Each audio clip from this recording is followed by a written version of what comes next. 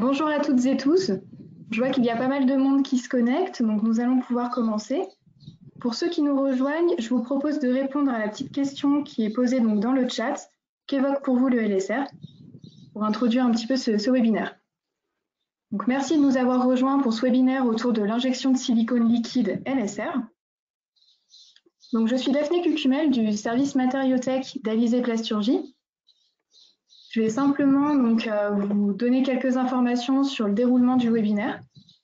Donc, il va durer environ 45 minutes et on prendra 15 minutes en fin de présentation pour répondre à toutes vos questions. Pour ça, n'hésitez pas à les poser depuis l'onglet de chat. C'est important pour nous donc, de pouvoir prendre un temps d'échange en fin de présentation pour répondre à toutes vos interrogations. Le replay va être disponible sur notre site Alizé Plasturgie dans la médiathèque et on va vous envoyer le lien pour que vous puissiez y accéder facilement après le webinaire. Je vous propose également de répondre à la petite enquête qui sera affichée juste après la présentation pour nous faire part de vos retours, de vos commentaires. C'est assez important pour nous pour faire évoluer nos contenus et puis pour savoir les thématiques qui vous intéressent, les projets que vous avez, etc. Donc aujourd'hui, Sébastien Moussard d'Alizé Plasturgie va animer ce webinaire et il va être accompagné donc, de Yann Procureur qui est Sales Manager pour Wacker Chimie et de Quentin Viry qui est chargé de projet pour SMP. Donc, je vois qu'il y a eu pas mal de réactions à la petite question de sondage, donc qu'évoque pour vous le LSR. Donc, je vois qu'il y a des petits commentaires sur le fait que ce soit des pièces transparentes, que ce soit quelque chose de très technique, une technologie du futur, des opportunités. Donc, en fait, Yann Procureur et Quentin Viry vont répondre à vos principales interrogations par rapport au silicone liquide LSR tout au long du webinaire pour vraiment que vous puissiez l'intégrer facilement. Donc vous êtes plus de 120 personnes à vous être inscrites pour ce webinaire, donc merci à tous en tout cas de nous avoir rejoints. Pour resituer un petit peu le programme du webinaire, donc on va tout d'abord faire un point sur l'état du marché des silicones liquides, puis une présentation générale des silicones liquides et en particulier des LSR. Ensuite, on reviendra sur l'environnement du LSR ainsi que ses propriétés. Et on va faire un point donc, sur le portfolio produit et sur des applications, donc notamment sur le surmoulage. D'ailleurs, je vois que le surmoulage, c'est quelque chose qui revient beaucoup dans les commentaires autour du LSR. Et on fera un focus sur les particularités de la machine et de l'outillage pour vous permettre de l'intégrer. Donc, je laisse maintenant la parole à Sébastien Moussard pour vous présenter Alizé Plasturgie. Merci Daphné. Donc, bonjour à tous, merci d'être là sur ce webinaire. Donc juste quelques mots d'introduction pour ceux qui ne connaissent pas Alizé Plasturgie, donc qui organise avec Wacker et SMP ce webinaire. Donc Alizé, c'est le syndicat professionnel de la plasturgie. On rassemble un peu plus de 900 adhérents dans le secteur de la transformation des matières plastiques. Principalement sur un gros tiers de la France qui couvre du Grand Est jusqu'à l'Occitanie. On a différents services au sein d'Alizé, on a à peu près 120 collaborateurs. Et donc moi, je m'occupe au sein d'Alizé Plasturgie du département matériotech et fabrication additive, où on est là pour accompagner les industriels. D'un côté, sur l'aspect matière, donc aide au choix d'une matière plastique, quel que soit le secteur d'activité. On a effectivement une matériotech physique avec des échantillons et développer un démonstrateur dans les différentes technologies, que ce soit l'injection, l'extrusion, le rotomoulage, l'extrusion-soufflage. Donc aujourd'hui, on a à peu près plus d'1 millier de démonstrateurs. Et puis, on a cette particularité d'avoir développé des outillages dans la plupart des technologies, à part le LSR, pas encore, je l'espère bientôt. Donc on peut aussi conseiller sur l'aspect process et transformation pour aider les industriels. Juste quelques mots sur une activité qu'on vient de développer au sein d'Alizé Plasturgie, c'est la fabrication additive. Donc là aussi, on est sur du conseil et de l'accompagnement, notamment pour aider les industriels à s'intégrer dans cette technologie qui est aussi une technologie qui encore peu répandue dans l'industrie et qui aujourd'hui a un fort potentiel, notamment dans un contexte, le contexte que l'on connaît tous. Donc effectivement, c'est de vous mettre à disposition tout un parc machine aussi, représentatif du marché, des technologies pour vous aider à mieux comprendre le potentiel dans votre activité en tant que plasturgiste. Voilà, juste en introduction, donc en rentrant effectivement dans le vif du sujet, donc effectivement il nous semblait depuis pas mal d'années de traiter ce sujet au sein d'Alizé Plasturgie, qui est pour nous vraiment une thématique stratégique, notamment pour nos adhérents, on va dire français, puisqu'effectivement on a pu remarquer, on remarque évidemment que le marché du silicone est un marché extrêmement dynamique et qui peut offrir de nouvelles opportunités. Et notamment effectivement dans un contexte où certains adhérents nous sollicitent ces derniers temps qui nous questionnent sur, effectivement sur une diversification possible d'activités. Alors certains sont intégrés, mais beaucoup se posent la question peut-être aussi de s'intégrer. Donc ça nous semblait vraiment un sujet d'actualité de traiter cette thématique du LSR. Et puis effectivement, à travers un peu toutes nos actions qu'on mène depuis pas mal d'années sur les salons, donc on va beaucoup effectivement sur les salons que ce soit le salon majeur de la plasturgie qui est le cas, ou le Fakuma en Allemagne, ou même d'autres en Italie ou en France. On voit très bien que tous les constructeurs de presse aujourd'hui présentent des applications LSR. Il y a peut-être 10 ans, c'était un ou deux constructeurs, et puis on voit bien là, sur les 3-4 dernières années, ça a pris une ampleur importante et chaque constructeur de presse, avec leurs partenaires évidemment, hein, les moulistes et les fabricants de périphériques, ont présenté des applications LSR. Et souvent effectivement des applications à haute valeur ajoutée, c'est-à-dire le médical, l'optique, l'automobile. Et malheureusement, ce qu'on a remarqué, c'est que c'était principalement des acteurs on les aime fort, hein, mais des acteurs plutôt germaniques, donc beaucoup d'acteurs en Allemagne, que ce soit en termes de transformateurs, ou des Autrichiens pour les moulistes. Et donc pour nous, ça nous semble une thématique qui n'est encore pas suffisamment ancrée dans la culture plasturgiste française. Et donc c'était pour nous important en tant qu'organisation de pousser ce sujet.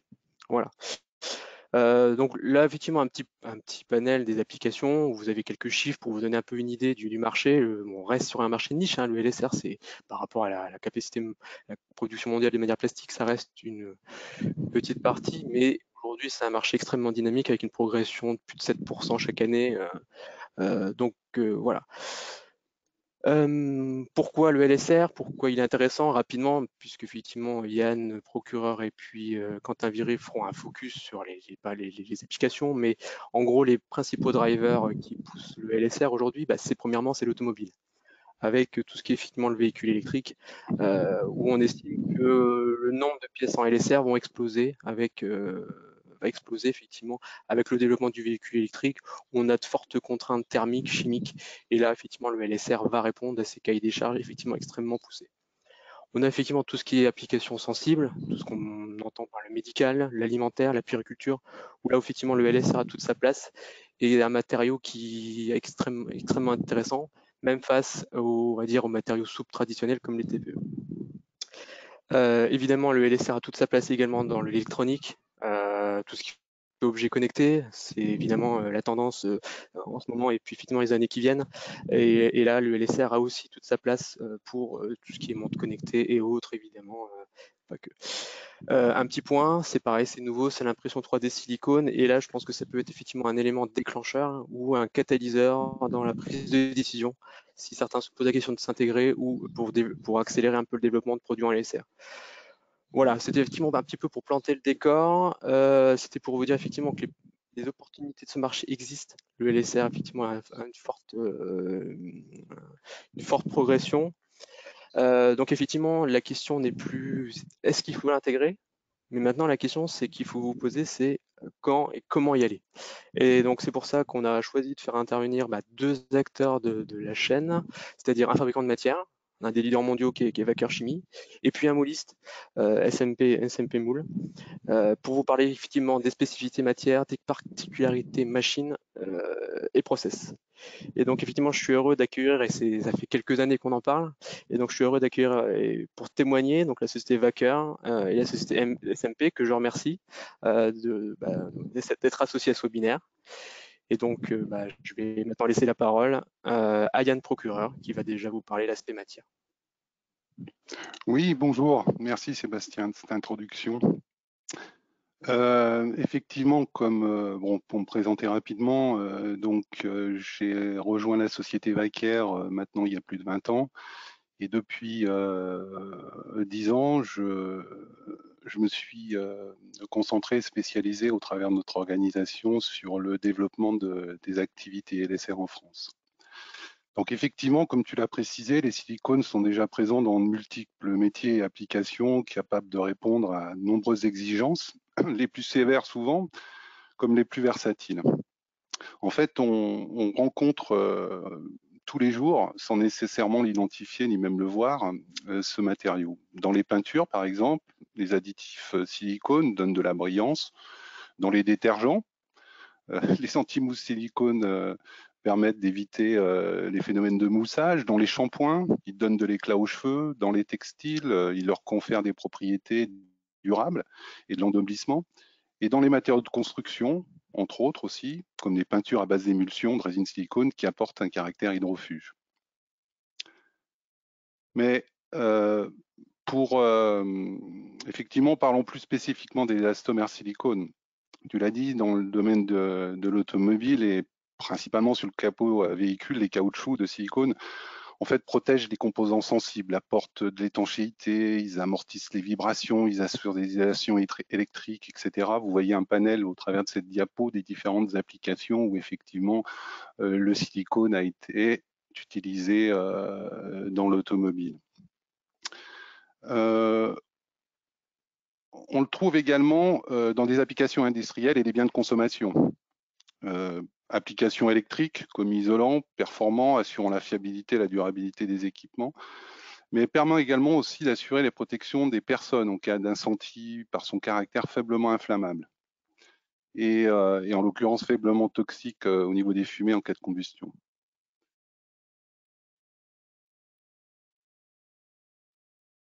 On le retrouve, et ça aussi c'est l'une des applications, on va dire, pratiquement majeures hein, dans le domaine des LSR, c'est dans le domaine médical.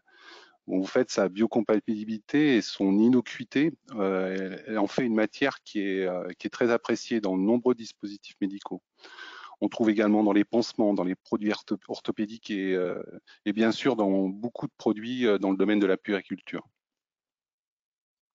D'autre part, en fait, on observe depuis que dans le développement des nouvelles technologies qui allient à la fois la recherche pour une meilleure qualité de la vie, hein, mais également aussi dans la préservation de nos ressources, hein, l'utilisation de matériaux dans la conception et la fabrication qui sans doute, tu l'as évoqué au travers de la e-mobilité ou d'autres applications, qui vont faire partie de notre vie quotidienne et qui va sans doute être utilisée très largement dans le futur.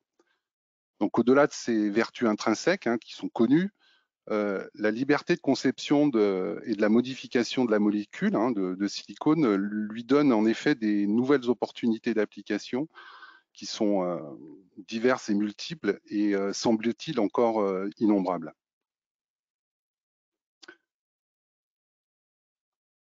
Donc en fait, au cours de cette présentation, on va développer un peu autour des silicones et des silicones liquides en particulier. Mais en fait, je pense qu'au départ, je voulais déjà planter un petit peu le décor d'un point de vue, bon, tu as parlé d'un état du marché, mais parler un petit peu d'historique, comment on en est arrivé là. Donc en fait, l'histoire, on va dire, une histoire à succès, elle commence avec l'élément silicium. En fait, la polyvalence de ce produit est le résultat de la chimie de ce composant qu'est le silicium. En fait, les silicones sont des produits en fait synthétiques qui sont modernes, hein, basés sur une matière qui est le sable de quartz, dans lequel on trouve le silicium comme élément. Bon, il est disponible en grande quantité, hein, voire pratiquement illimité, on va dire, puisqu'elle représente un tiers de l'écorce terrestre. Le silicium en fait, ne peut être isolé industriellement qu'à une époque très récente, en fait. C'est à peu près dans les années 40 qu'il y a deux professeurs, Muller et Rochaud, hein, qui ont découvert comment faire réagir le silicium avec le chlorure de méthyle gazeux pour former ce qu'on appelle un méthylchlorosilane.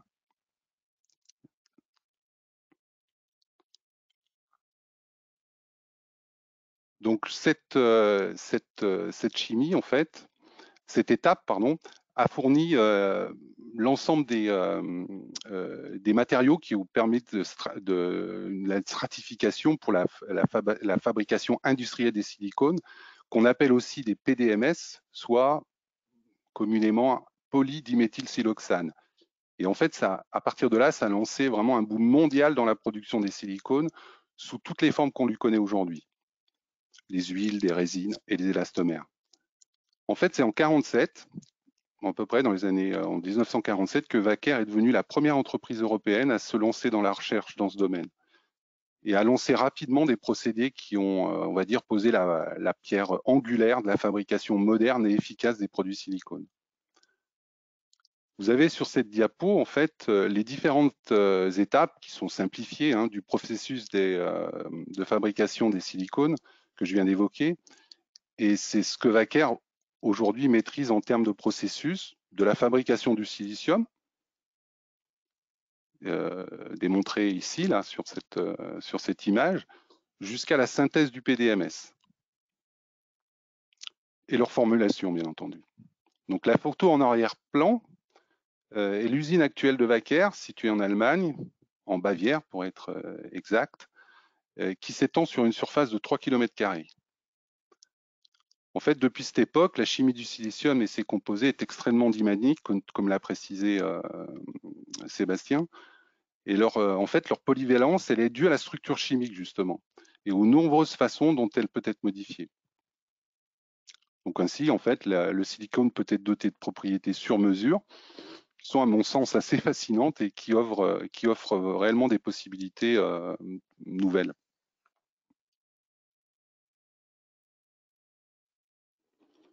Alors, qu'est-ce qu'un élastomère silicone?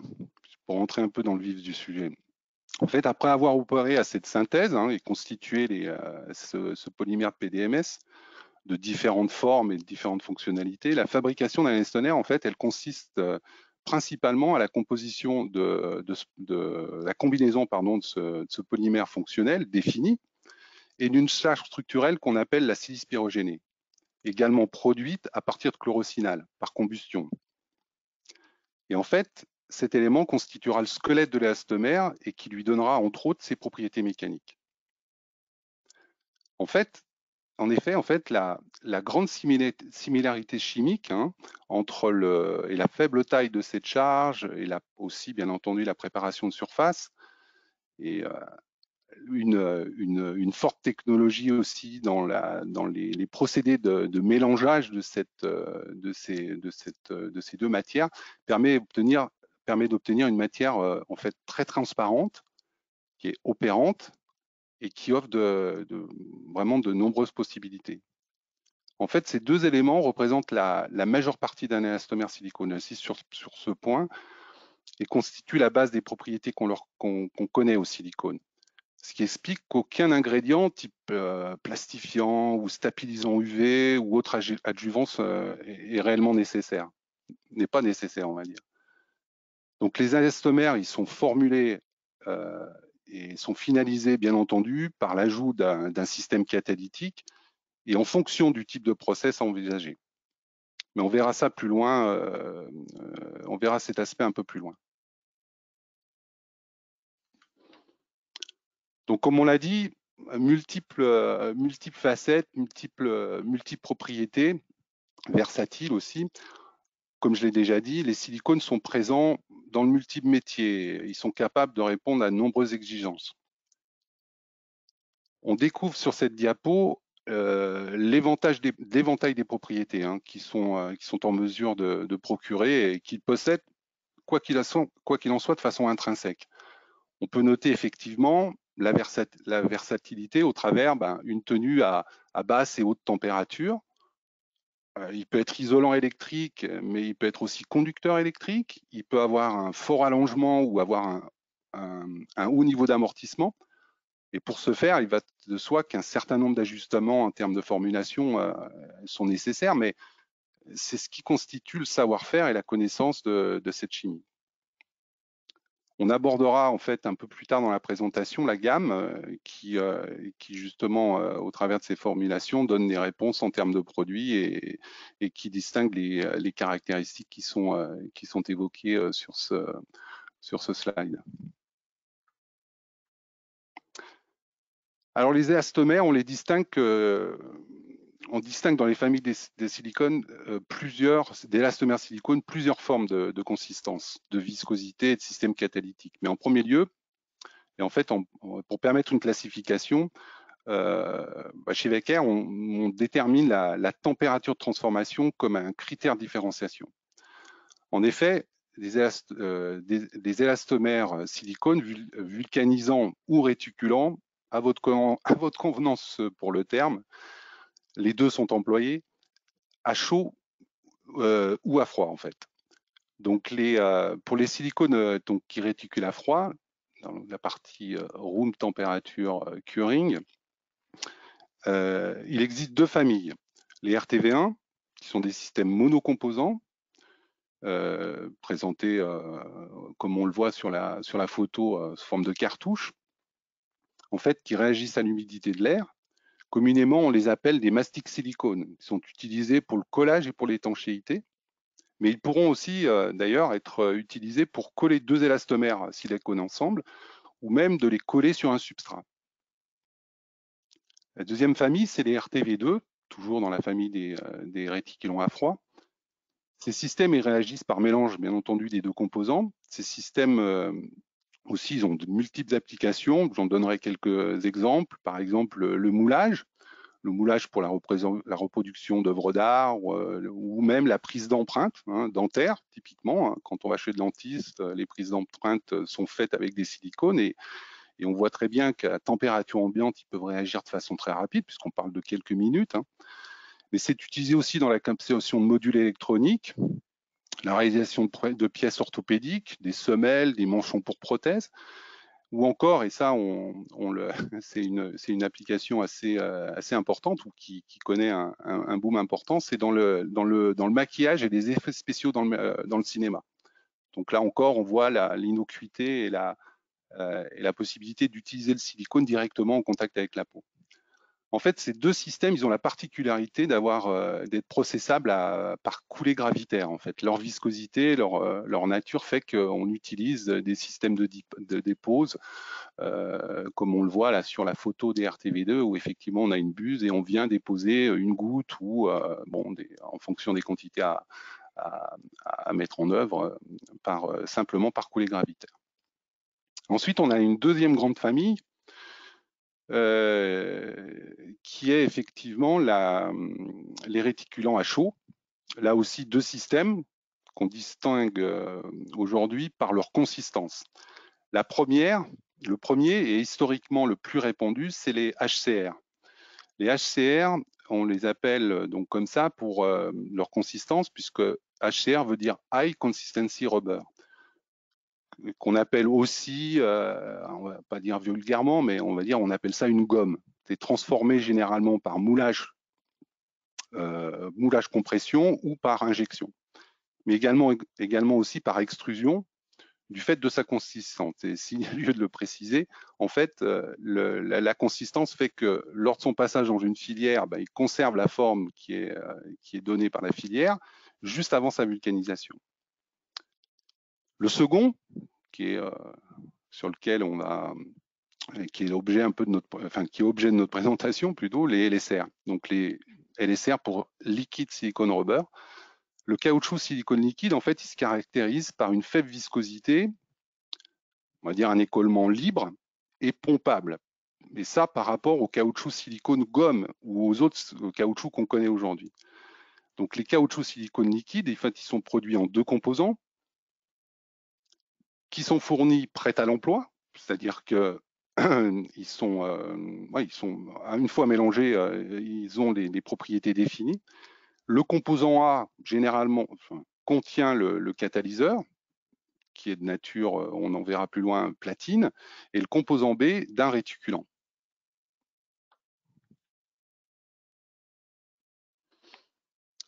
Alors, qu'est-ce qui fait aussi la particularité de ce matériau? On a dit que c'était effectivement un écoulement libre, une faible viscosité. Alors, en fait, le graphe qui est représenté sur cette diapo démontre le comportement de la matière lors de la transformation. Et cette notion de fluidité qui en fait une matière particulièrement adaptée à des géométries de pièces très complexes. Des lignes d'écoulement qui peuvent être très longues à partir d'un seul point d'injection et la possibilité aussi d'injection sur de faible épaisseur jusqu'à 1/10. En effet, le caoutchouc silicone est un matériau pseudoplastique, ce qui signifie qu'il se fluidifie sous l'influence d'un cisaillement. Ce phénomène est apporté par l'acide spérogéné que j'ai évoqué plus tôt, et dont le comportement est matérialisé en fait sur le graphe. Là, vous voyez sur le graphe deux petites représentations de cette silice, qui effectivement, sous phénomène de cisaillement, qui est exprimé par le graphe, se séparent physiquement et effectivement permettent de réduire la viscosité. Et en fait, la faible viscosité, s'il se doit au départ à des faibles taux de cisaillement, lors du passage typiquement dans les unités de pompage, donne un bon résultat lors du mélange des deux composants, puisque la matière est mélangée, on le verra après, avec un mélangeur statique. Quentin développera bien plus en avant ce sujet. Et donc ça permet effectivement le mélange un bon mélange des deux composants, du composant A et B. Et la faible viscosité, en fait, qu'on voit exprimée ici à haut taux de cisaillement, en fait, il résulte du passage de la matière au travers des bus d'injection, qui permet en fait un remplissage en fait des moules à basse pression dans des temps de remplissage très courts. L'analyse du comportement de la matière lors du remplissage du moule, par exemple, sont aussi des systèmes qui aujourd'hui peuvent être opérés au travers de systèmes de software qui peuvent aider à la compréhension de cette cinétique. Il y a aujourd'hui, comme ça existe dans le plastique, alors bon, je vais évoquer des marques, Moleflow, Sigmasoft, qui proposent effectivement des outils pour analyser ce comportement de matière lors des remplissages des moules. Et effectivement, avec ces sociétés ou avec ces compétences, on collabore pour communiquer effectivement un certain nombre d'éléments sur nos matières, pour qu'ils puissent les rentrer dans leur base de données et permettre d'offrir aux transformateurs des informations sur ce comportement. Alors effectivement, une fois que la matière est transformée, elle va rentrer dans le moule et elle va effectivement réagir. Donc le mécanisme de réaction pour les silicones, on parle là d'une réaction par addition. Contrairement au caoutchouc gomme, typiquement avec un durcissement qu'on appelle au peroxyde, c'est souvent le catalyseur utilisé dans les caoutchoucs silicone gomme. Les réactions la réaction d'addition, en fait, catalysée par le platine, en fait, ne produisent aucun ni sous-produit ni odeur résiduelle. Et c'est un avantage important pour des applications typiquement en contact avec les aliments par exemple, dans le domaine des applications dans le food. Également, les couleurs qui sont apportées donc par les colorants ne sont pas affectées. Par exemple, s'il y a une post-cuisson qui est nécessaire après la transformation. Mais l'intérêt majeur, c'est la vitesse de réaction qui est très rapide. On voit la différence sur le graphe entre un silicone liquide et un silicone solide, qui est très importante en fait, en termes de réactivité. Donc, et en fait, donc pour ça, on a effectivement comme élément pour arriver à maîtriser cette réactivité et la possibilité effectivement de processer le matériau, de jouer sur l'ajustement de la température des moules. Le caoutchouc vulcanisé, autre intérêt, c'est qu'il se démoule plutôt très facilement et il présente une surface sèche qui facilite aussi la manipulation des pièces après l'ouverture du moule, à savoir retirer retirer la pièce du moule, etc. Et ben, tous ces éléments, il en résulte des cycles très courts en production. Et je vais laisser, je crois, maintenant la parole à Quentin qui va développer les aspects concernant l'environnement du LSR et son process.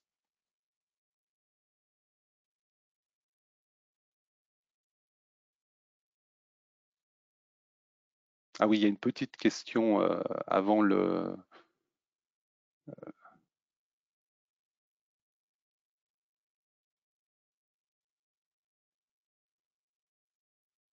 Donc, on vous partage juste une petite question en sondage, donc si vous pouvez prendre une petite seconde pour répondre.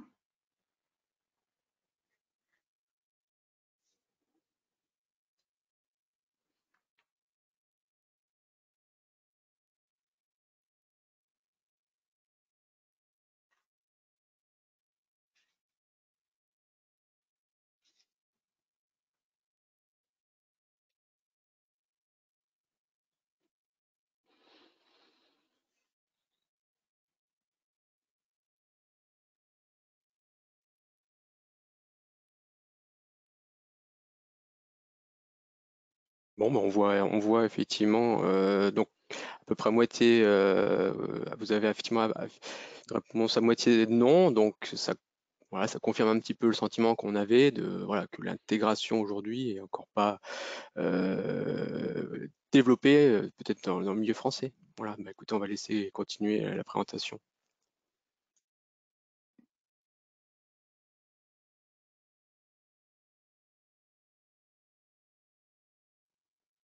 Bonjour à tous, je suis Quentin Viry. Je suis chargé de projet spécialisé dans le LSR chez le mouliste SMP. Merci à Yann et à Sébastien pour ce début de webinaire. Maintenant que Yann vous a présenté le comportement de la matière, je vais vous présenter le process de transformation, donc qui est un process d'injection à l'aide d'une presse d'injection. Comme on l'a vu précédemment, le matériau est constitué de deux matériaux en fût, donc le fût A et le fût B. Ceux-ci sont pompés à l'aide d'un système de pompe doseuse que l'on voit en 1. Un colorant peut être ajouté en 2. Le mélange passe dans un mélangeur statique, donc pour être mélangé tout simplement. Puis il est acheminé jusqu'à une vis d'injection en 4, vis d'injection qui est refroidie pour éviter que la réaction de réticulation ne débute en amont de l'injection. Puis le mélange est injecté donc dans un moule qui est chauffé pour permettre la cuisson, donc la réticulation et donc la solidification des pièces en LSR. Comme on l'a vu précédemment, le LSR est un matériau pseudoplastique, donc la viscosité dépend du taux de cisaillement. C'est ainsi, comme l'a dit Yann, qu'on a au niveau des fûts une forte viscosité. Le matériau a à peu près, pour vous donner une idée, la consistance du miel, ce qui permet un bon mélange. Puis, à l'injection dans le moule, donc à ce niveau-là, les sections de passage se réduisent grandement, donc le taux de cisaillement augmente fortement. Et on observe donc, d'après ce graphique, une forte diminution de la viscosité du matériau à l'entrée du moule, ce qui explique pourquoi, en fait, on passe d'un matériau assez visqueux à un matériau très liquide à l'injection dans le moule, ce qui permet un remplissage à faible pression et à faible temps de remplissage, mais ce qui implique également des spécificités sur le moule que l'on verra par la suite. Pour illustrer ce process d'injection, je vais vous passer 2 petites vidéos et les commenter.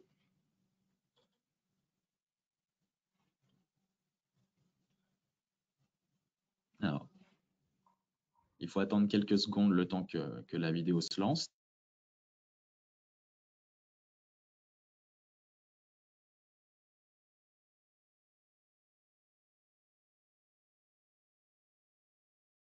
Voilà. Alors, la première vidéo, c'est le process de production de ces œilletons, donc qui sont des pièces optiques faites en LSR grade optique, donc très, très transparent. On observe la presse d'injection qui ressemble beaucoup à une presse d'injection thermoplastique avec le moule à l'intérieur. On voit ici le système de pompage dont je parlais sur mon schéma avec les deux fûts, donc les fûts A et B. On voit qu'on a un plateau suiveur en fait qui descend dans le fût. Là, on observe un changement de fût, donc le plateau suiveur remonte. L'opérateur change simplement les fûts et le plateau suiveur va redescendre dans le fût. Donc, on voit que c'est un procès, que le système de pompage est un procédé très automatisé. On a plusieurs systèmes de purge pour évacuer l'air qui peut être piégé entre le plateau suiveur et la matière. Donc, on voit ici l'acheminement de la matière vers le système de mélangeage, avec également une purge au niveau du mélangeur statique, pour vraiment évacuer tout l'air, éviter d'avoir de l'air injecté dans le moule.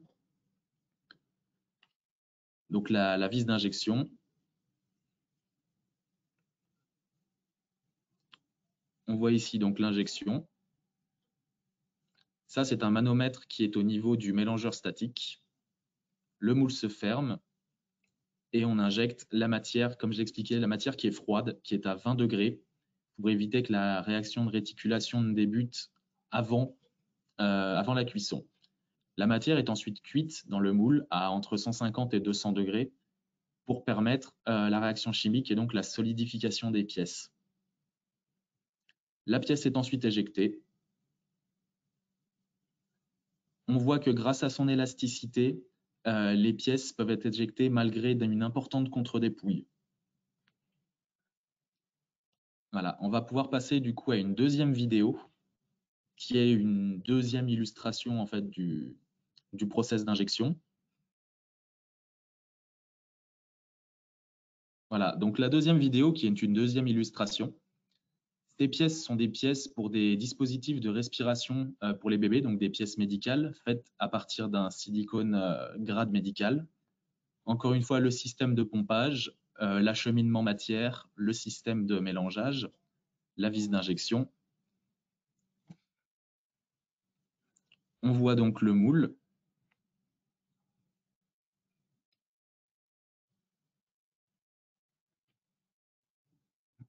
Le moule s'ouvre et les pièces sont prises au robot. On va voir un ralenti. Donc la grande élasticité des pièces permet au robot en fait de venir pincer simplement les pièces et démouler l'importante contre-dépouille très facilement. Ce que cette vidéo illustre, c'est que les process silicone LSR peuvent être très automatisés.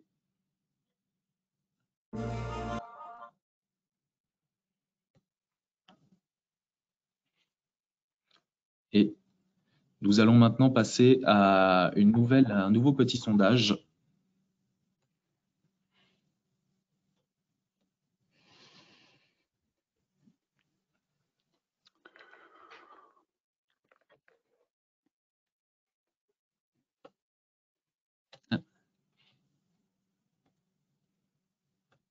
Alors, quels sont pour vous les obstacles à l'intégration du LSR ?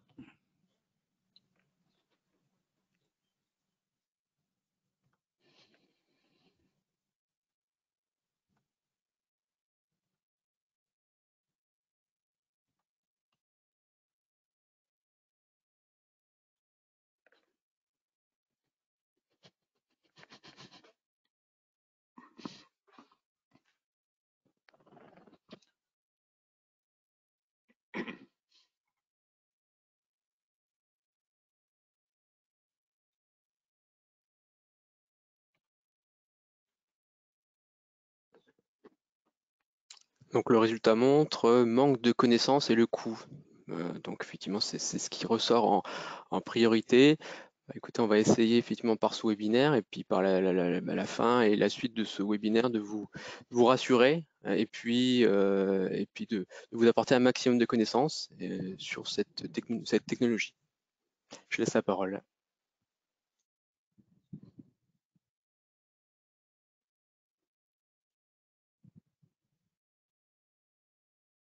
Donc, je vais relaisser la parole à Yann afin de parler des propriétés des applications du LSR. Oui, donc oui, pour poursuivre et pour dérouler sur cette sur les LSR, on avait effectivement, on a aussi, on a bien sûr pensé à redéfinir les propriétés du matériau, enfin de recibler les éléments importants qui permettent aujourd'hui de faire le choix sur cette matière. J'ai déjà évoqué tous les avantages des silicones, mais j'aimerais à nouveau rappeler qu'il s'applique au LSR, bien entendu, comme des vertus intrinsèques à ce matériau, et cela, quel que soit le grade proposé. À savoir, effectivement, une stabilité thermique. Aujourd'hui, jusqu'à 180 degrés, jusqu'à des températures de 300 degrés, à partir du moment où on les formule avec certains stabilisants de chaleur qui permettent effectivement de pousser cette résistance thermique. Une inertie chimique, c'est aussi un élément important pour le matériau. Le fait que c'est un matériau qui soit stérilisable pour un usage multiple ou unique, hein, une bonne résistance à une variété de solvants, de produits chimiques, une bonne résistance aux intempéries, aux UV, au vieillissement, et puis effectivement la possibilité de le pigmenter suivant les couleurs demandées ou réclamées par le marché. Les autres propriétés importantes qui sont des propriétés physiques en fait sur le produit, c'est la notion d'hydrophobie, hein, la faible tension superficielle, la flexibilité à basse température aussi est une vertu et une propriété importante, puisque le matériau résiste jusqu'à des températures inférieures, très inférieur, moins 50 degrés, avec effectivement évoqué là, un TG à moins 125. Bien entendu, on a parlé de la coloration, mais c'est aussi une grande transparence, et on l'a vu au travers des pièces optiques, hein, qu'on a démontré qu'on a pu voir sur la vidéo, et puis également une perméabilité élevée au gaz.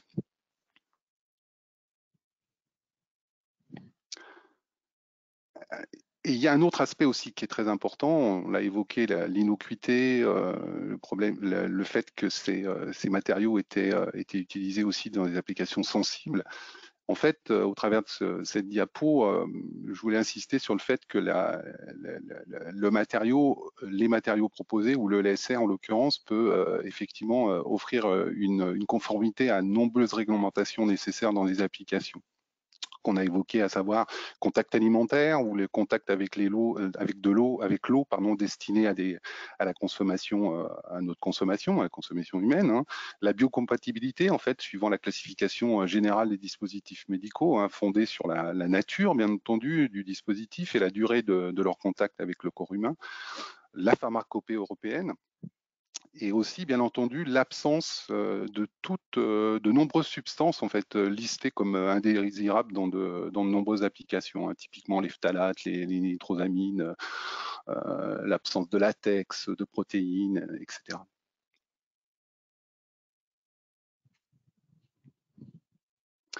Alors, tout à l'heure, j'ai évoqué effectivement la notion effectivement d'une gamme de produits qui va répondre spécifiquement à des besoins. En fait, je propose maintenant de faire un tour d'horizon rapide en fait de l'éventail de nos produits LSR, et qui représente à mes yeux une gamme bien équilibrée et plutôt attrayante pour le marché.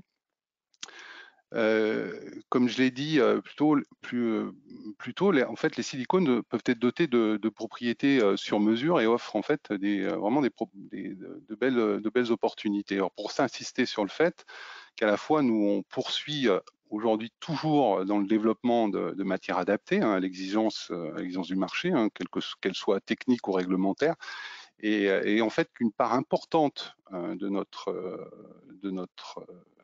chiffre d'affaires, enfin de ce que l'on vend aujourd'hui, en fait, est réalisé aujourd'hui avec des matières qui ont été mises sur le marché ces 5 dernières années. Donc, en fait, on se rend compte qu'on a quand même une très forte demande sur des nouvelles matières. Et aujourd'hui, c'est celles aujourd'hui qui sont développées, les plus récentes, qui rencontrent un succès important.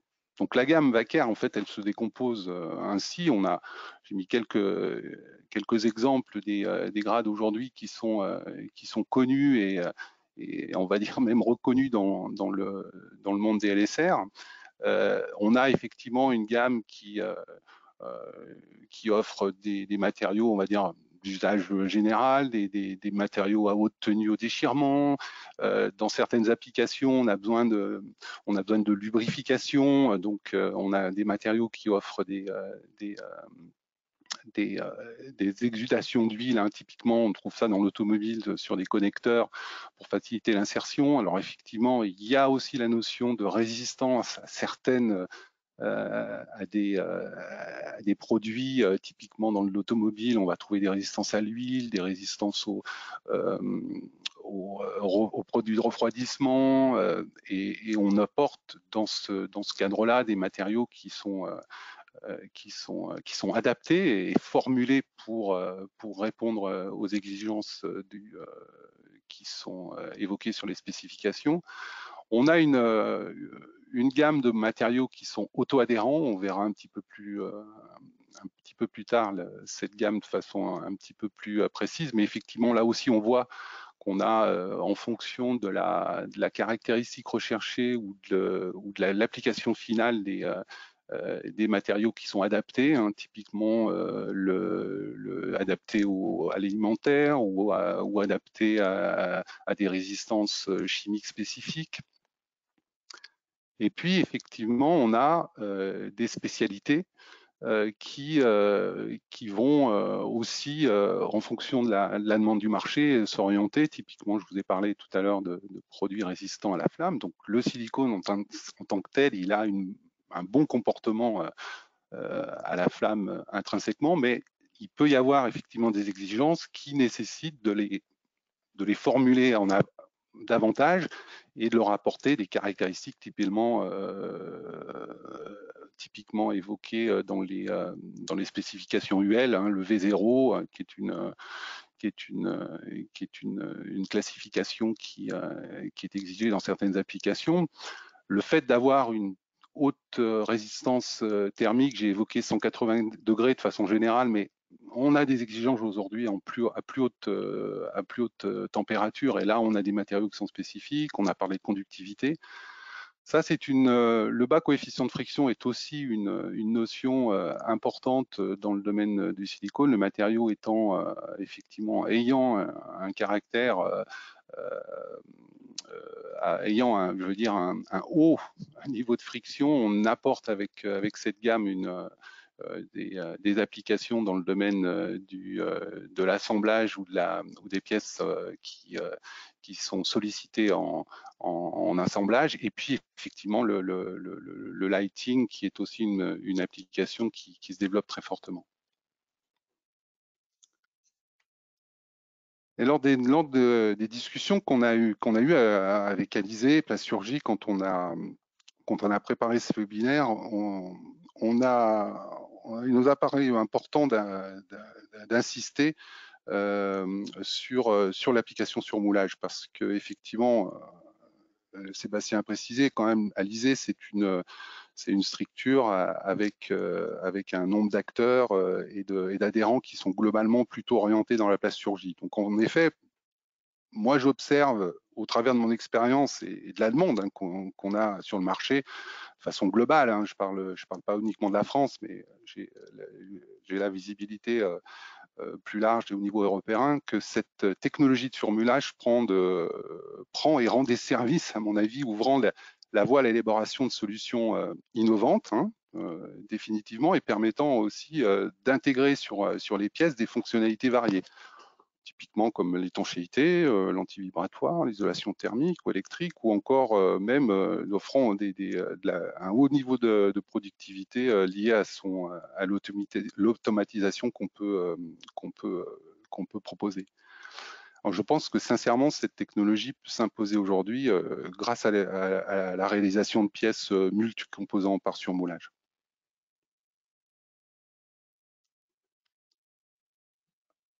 Donc en fait, cette tendance, elle est motivée par plusieurs aspects. Le premier, c'est le haut degré d'automatisation et l'absence d'assemblage. Donc ça, c'est vraiment dans la réalisation de pièces multicomposants ou multimatières, surmoulage, c'est vraiment un élément clé. Un autre aspect important, c'est la réduction des tailles des pièces, la possibilité de créer des géométries de plus en plus complexes. Ça, c'est aussi une tendance importante du marché. Après, la fonctionnalité par combinaison, hein, étanchéité, isolation, etc., ça devient aussi une tendance importante. Sur la partie, effectivement, la notion de coût, parce que j'ai vu que ça avait été évoqué, la notion de coût, en fait, elle est justement dans le cadre de cette technologie, elle peut apporter effectivement le fait d'avoir une pièce en one shot, hein, comme on dit, ça apporte les avantages en termes de coût. Et puis la réduction combinée du poids et de la taille et de sa dimension permet aussi des réductions de coûts. Donc ça, c'est aussi une tendance. L'automatisation, l'optimisation du dimensionnel est une raison pour laquelle le surmoulage est aussi présente des avantages non négligeables. Donc il y a plusieurs techniques qui sont possibles pour réaliser une pièce en multicomposants d'un point de vue surmoulage. Et pour les LSR, on observe principalement 3 techniques. La première, c'est ce qui est démontré ici, c'est-à-dire un surmoulage avec une fixation mécanique dans la pièce à surmouler. La deuxième technique, effectivement, c'est des traitements physico-chimiques du substrat à surmouler pour modifier sa tension superficielle et greffer des fonctionnalités qui permettent l'adhésion du LSR lors du surmoulage et de sa réaction. Donc, technique de flammage, traitement Corona ou traitement plasma. Et enfin, la troisième technique, c'est l'utilisation d'une matière qui présente un caractère auto-adhérent. On en a parlé lors de la présentation de la gamme. En fait, l'additif, il y a un additif qui est ajouté dans le LSR qui permet, en fonction du support, on verra plus tard, de développer une adhésion sur le substrat.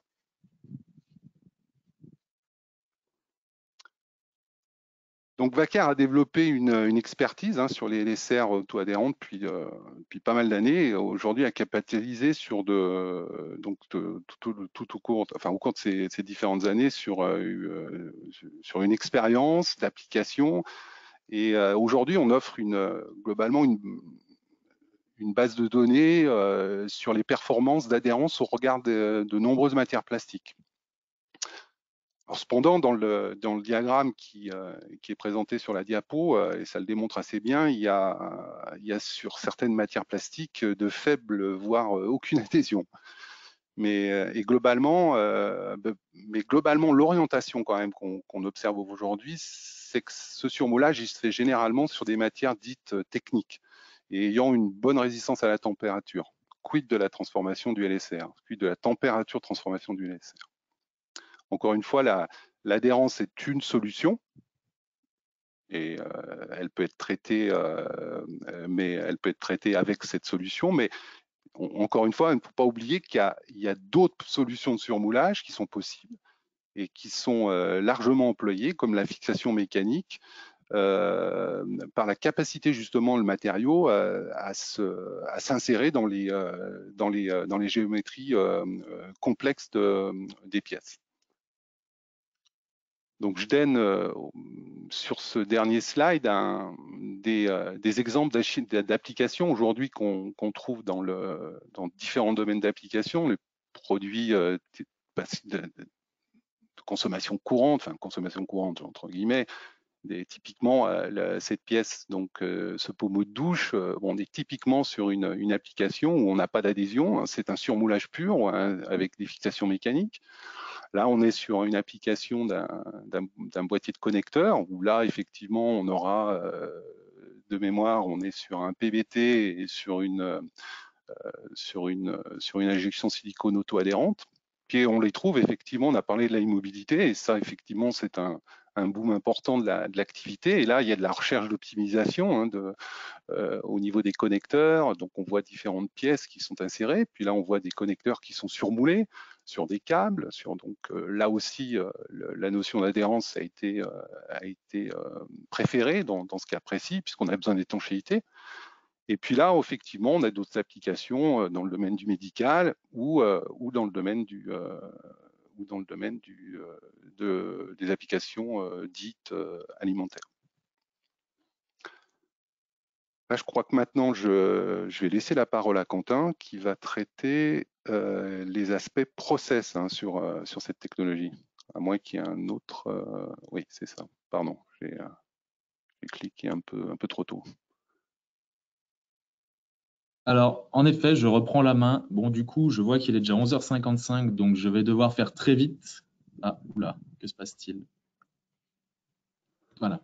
Je vais vous présenter 3 exemples d'applications de surmoulage. En fait, la première est un surmoulage par transfert, c'est-à-dire que le robot va prendre les pièces du poste 1 et les déposer au poste 2, puis prendre les pièces du poste 2 et les évacuer. Donc, dans cet exemple, on surmoule un manche de tournevis par un LSR pour donner un aspect, un grip, en fait, là, pour la tenue en main. Dans ce deuxième exemple, on a un surmoulage par plateau rotatif, c'est-à-dire que toute la demi-partie mobile du moule va tourner de 180 degrés à chaque cycle. Et on surmoule ici la coque d'un téléphone, d'un ancien téléphone. Et dans ce troisième exemple, on a donc ce petit connecteur ici en blanc qu'on va venir surmouler par un joint silicone ici en vert pour apporter un effet d'étanchéité en fait à cette pièce. Et ici, on a un process de surmoulage par empreinte rotative, c'est-à-dire que seul le bloc empreinte va tourner. J'avais une petite vidéo à vous montrer, mais vu l'heure, on va passer ça pour passer directement à la dernière partie, qui est une partie sur les particularités de la machine et des outillages, et notamment les différences qu'on peut trouver par rapport aux machines et outillages thermoplastiques. Première chose, en ce qui concerne la machine, comme on a pu le voir précédemment, la principale différence vient du système d'alimentation. Donc, système de pompe avec alimentation et mélangeur statique hélicoïdal pour optimiser le mélange.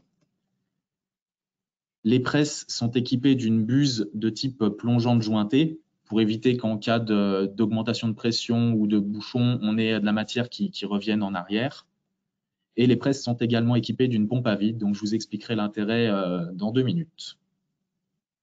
En ce qui concerne le moule, pour acheminer la matière froide jusqu'aux empreintes, on a des moules à bloc froid, ce qui est l'équivalent du bloc chaud en thermoplastique.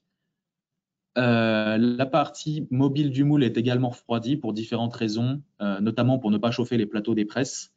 Et entre les deux, les empreintes qui sont chauffées à 160-200 degrés pour permettre une réaction chimique rapide et donc une solidification des pièces rapide.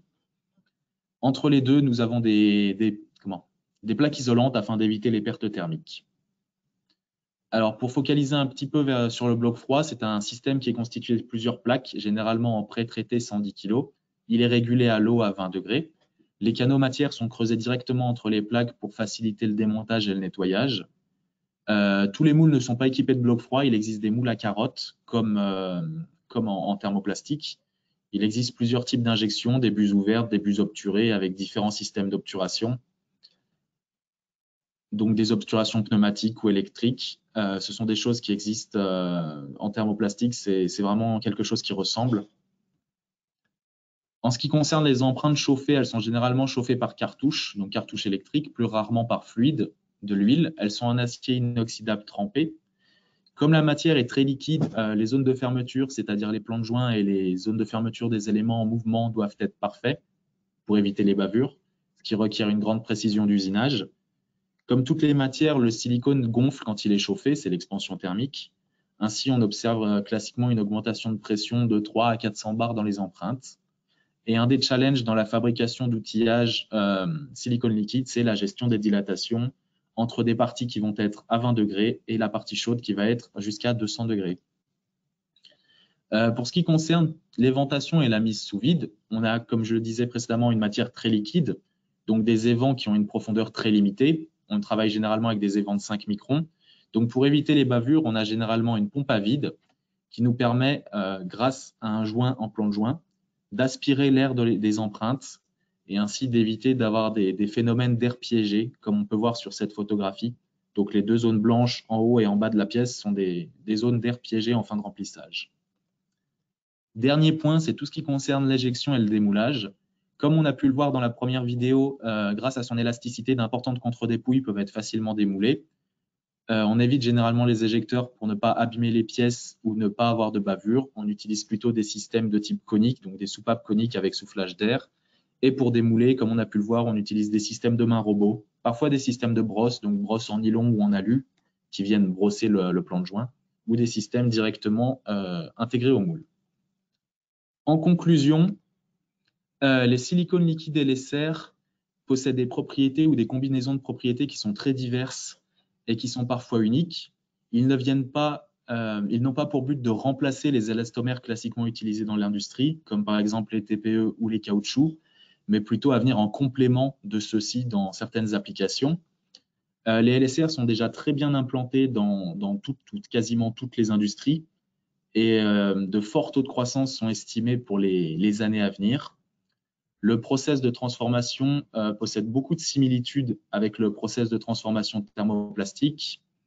C'est un process qui est maîtrisé et qui est déjà très vastement utilisé dans des zones comme la DAR, donc Allemagne, Autriche. En France, nous sommes en retard, mais il n'est pas du tout trop tard pour rattraper notre retard.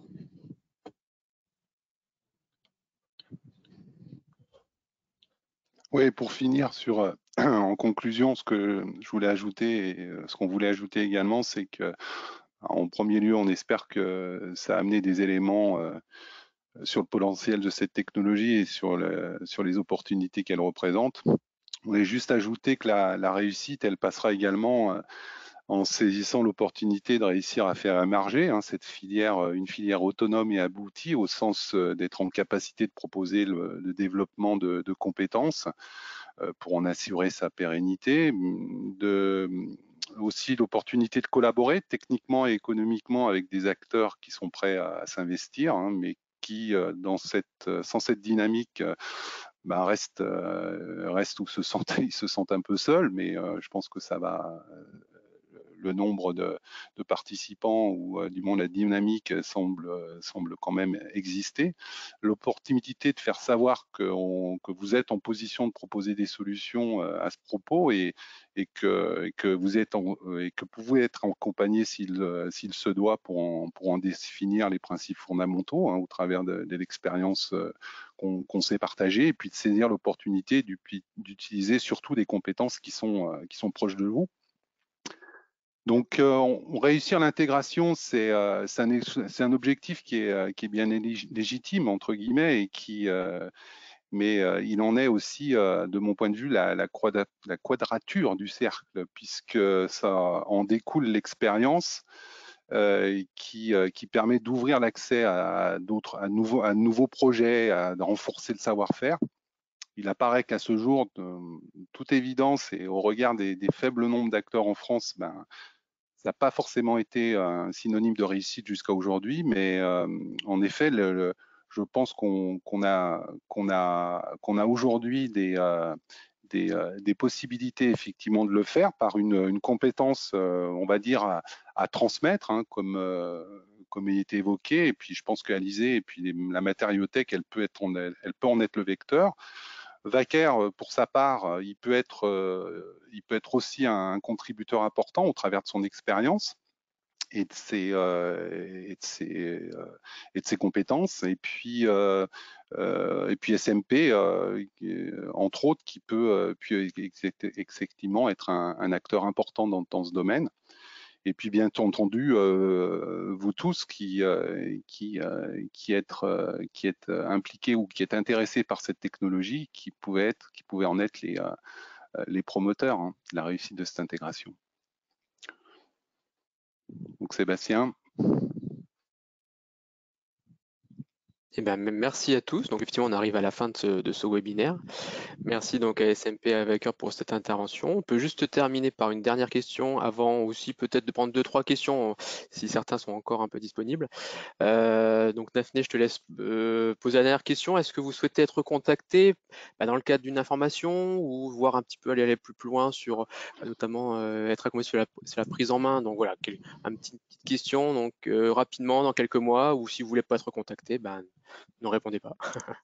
Voilà, donc quelques secondes et puis après on va essayer bah, peut-être de répondre à quelques questions. J'ai vu qu'il y avait pas mal d'interrogations sur le chat. Donc voilà. Daphné, du coup, je te laisse reprendre la main pour poser quelques questions, pour ceux qui sont encore là. Oui, pas de souci.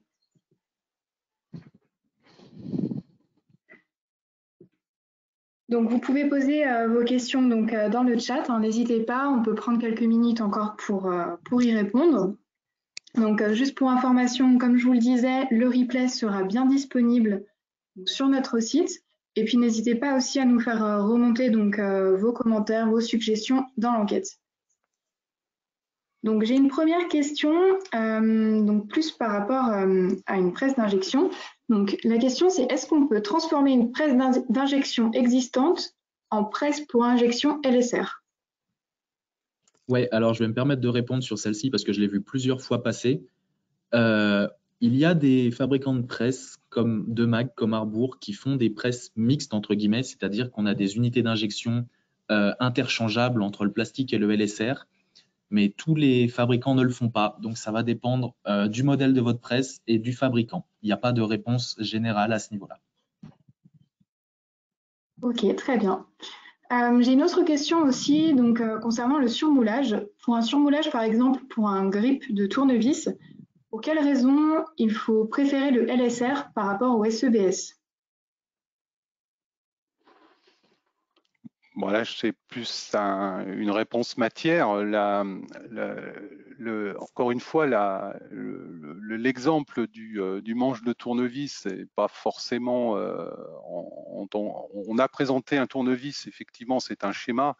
En l'occurrence, pour un tournevis, effectivement, je ne vois pas l'intérêt d'utiliser un LSR. Encore une fois, on parle d'une spécification matière nécessaire, donc c'est malgré tout le client qui va définir de quoi il a besoin en termes de matière sur son produit. Mais je prendrai un autre exemple similaire en termes d'application, ce sont les instruments chirurgicaux utilisés dans une application à peu près similaire, où là, les manches sont également surmoulées en LSR. Et dans ce cas-là, l'intérêt, il est très important, c'est que la matière, en l'occurrence LSR, comme je l'ai précisé, permet effectivement une stérilisation du produit lors de son utilisation, puisque les instruments chirurgicaux sont stérilisés après chaque opération. Donc, le tournevis, c'est pas forcément l'application type, mais il y a d'autres manches, en l'occurrence sur des applications spécifiques qui le nécessitent. Ok, donc merci Yann pour ces précisions. J'ai plusieurs questions aussi par rapport à l'aspect recyclage du LSR. Donc, si vous pouvez nous éclairer un petit peu sur cet aspect-là. Bon, là, il faudrait plus que quelques minutes pour y répondre. Le recyclage du LSR, effectivement, on ne parle pas dans ce cadre-là on ne parle pas forcément d'un phénomène, d'un recyclage, mais effectivement comment dire, on va dire d'un retraitement du matériau pour qu'effectivement le matériau soit à ce titre reconditionné à des fins de destruction en fait, hein, pour effectivement être éliminé et être recyclé, donc pas recyclé mais détruit. Donc aujourd'hui, les technologies pour le recyclage de silicone sont n'existe pas aujourd'hui il n'y a pas de recyclage ou effectivement un recyclage par le fait que le matière effectivement est reconditionnée et retraitée en vue de sa destruction. D'accord. J'ai une autre question donc, par rapport à de la bi-injection. Est-ce qu'il y a des limites de matière thermoplastique compatible? Est-ce que par rapport aux tenues en température, en fait, est-ce qu'on va être limité en termes de compatibilité avec les thermoplastiques? Oui, on va être limité en termes de compatibilité avec les thermoplastiques à partir du moment où la limite thermique du thermoplastique se situe à la limite de transformation du silicone. À savoir qu'aujourd'hui, typiquement, Quentin l'a mentionné, on parle de température de process qui vont jusqu'à 180 degrés, 200 degrés sur les moules. La possibilité de descendre à des températures de l'ordre de 140 degrés va effectivement induire une baisse de réactivité de la matière et augmenter le temps de process, mais c'est encore possible à cette température-là. Mais après, effectivement, c'est la température de résistance du plastique à la température de process du silicone qui va limiter effectivement l'utilisation de certains plastiques au-delà des problèmes d'adhérence qui ont été mentionnés, puisque effectivement il y a aussi une notion de tension de surface des silicones. Mais dans le cas d'un surmoulage avec une fixation mécanique, c'est effectivement la température de tenue du plastique qui va déterminer la possibilité de surmouler le plastique. En sachant que malgré tout, dans cette voie-là, on a des demandes effectivement sur cet aspect. Et des travaux sont actuellement réalisés pour essayer effectivement de descendre la température de transformation des LSR, mais ce qui induit aussi des refroidissements plus importantes au niveau des fourreaux d'injection et des transformations matières pour éviter justement une réaction trop rapide, puisque la température, encore une fois, va influencer la réactivité du produit. Mais on travaille effectivement sur des solutions pour baisser ces températures de processabilité du LSR. Ok, très bien. Je vais prendre juste encore une ou deux dernières questions. Donc, est-ce qu'il y a des solutions pour améliorer le démoulage quand le design pose problème, par exemple de traitement de moule ou d'autres solutions? Pas vraiment, non. Il n'y a pas de traitement ou de revêtement miracle. Par contre, je ne sais pas si vous travaillez avec du silicone ou si c'est une question un petit peu comme ça, mais à force de cycler, en fait, le LSR va fabriquer une sorte de peau sur les empreintes en métal qui vont améliorer le démoulage naturellement, en fait. Alors il y a ça, et puis il y a la rugosité aussi de surface du moule qui peut aider considérablement aussi au démoulage. Encore une fois, tout dépend de l'aspect recherché, l'aspect final recherché au niveau de la pièce, mais effectivement, quoi qu'il en soit, comme l'a évoqué Quentin, s'il y a des problèmes en fonction de la surface, hein, sur un polyglace typiquement, on peut peut-être noter, ce ne sera pas forcément une adhérence chimique, mais c'est plutôt une adhérence physique, hein, de la matière sur le supra, ou même légèrement chimique, hein, si le moule est vraiment neuf et pas apprêté. Effectivement, sur les premières phases et sur les premières injections, il est possible quand même d'utiliser des démoulants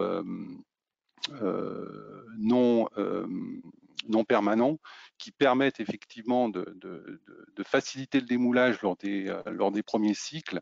Et comme tu l'as précisé, Quentin, une fois que la matière a commencé à être processée, elle va quoi qu'il en soit permettre on va dire, on appelle ça siliconiser un peu la surface du moule et permettre effectivement une amélioration importante de du démoulage. Donc ça, c'est aussi des aspects. Après, il y a des essais qui ont été menés, et Wacker, en l'occurrence, on a aussi traité cette question au travers des essais menés sur différents types de traitements.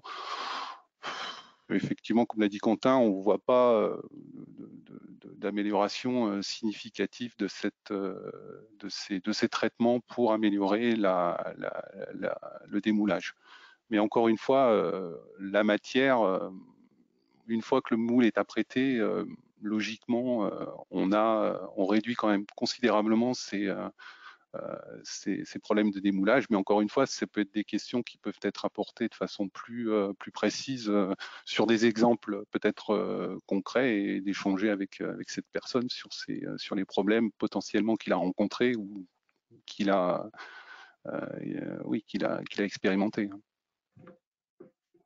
Ok, parfait. Donc, dernière petite question en live. Dans le domaine médical, est-ce que le post-curing est obligatoire et est indispensable? Alors, là, ça fait partie effectivement des choses qui sont la post-cuisson sur les matières silicones au regard des réglementations et vivement conseillé par Wacker. À partir du moment où les matières qui sont effectivement transformées pour ces applications le requièrent, à savoir qu'il y a des concentrations d'extractibles qui sont contenues dans la matière et qui,